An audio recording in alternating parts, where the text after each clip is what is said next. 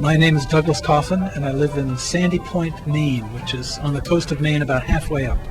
I'm a letter cutter in stone, so what I've been asked to do is to carve the letters Koelbel on the hall. They're about 12-inch high letters, and they're V-cut. I carve with a hammer and chisel, and so I V-cut the letter into the stone, and then afterward you either darken it or gild it in limestone for it to be readable. I mean, this approach to letter forms that I'm doing with the Koelbel building,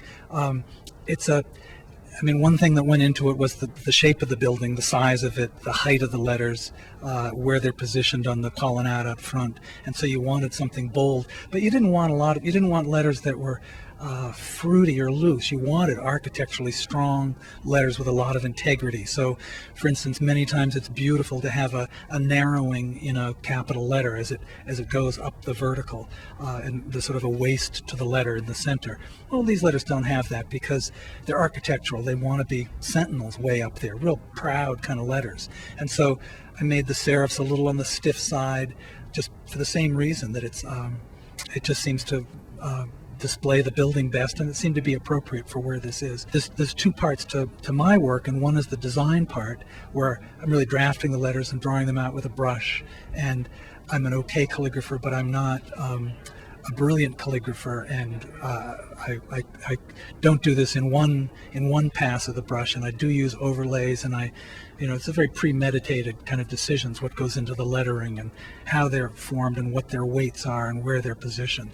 But then once that's over and the design is transferred to the stone, there's a completely different headset with just the carving, and you're not making the same kind of decisions when you're carving. You're trusting the work that you've done before, and so you're just executing at this point with a chisel. The only thing that's really scary is typos, and I've done one and I've had to recarve, and two have been given to me and I've had to recarve those two at client cost.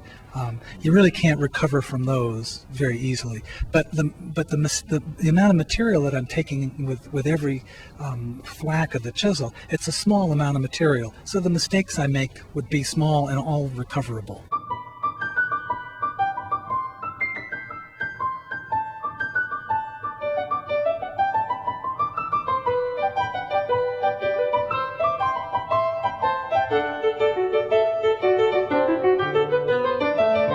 The word Koelbel is it's from my point of view, a lettercutter's point of view, it's a nice word to put in a building because you've got some kind of echo between the two EL combinations, and if you had just one round letter, it would look, I might have to take that, say if it was just an O in there and no other lobed letter like the B, I might have to stiffen the O so it was a little squarer if all the others were square or angular. But the B has these beautiful lobes, and it's at the other end of the letter from the O, and it kicks off with a K, and Ks are great starter letters because they've got this ramrod backbone, and then they have these two kickers that go toward the word itself. And so it's nice starting a word with a K. It's not as much fun ending a word with a K. But so the words Koelbel, the letters, just the way they, the way they present themselves, are fun to work with, satisfying to work with.